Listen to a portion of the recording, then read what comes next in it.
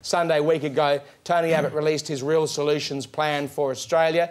But in terms of the figures, it would be silly for us to release policies today because the Prime Minister's called the longest election...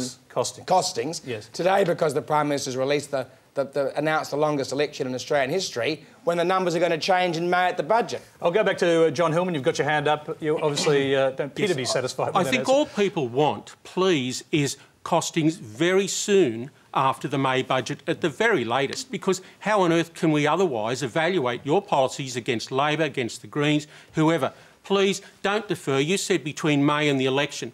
Please don't give them to us a day or a week before the election. I can promise you one thing, John. We won't release them, as Labor did in 2007, the day before the election. So when will you release them? Because that's not much of a promise, frankly. Well, no. Well, Tony, it's not... We will release our policy costings when we know that they are based on reliable Treasury figures.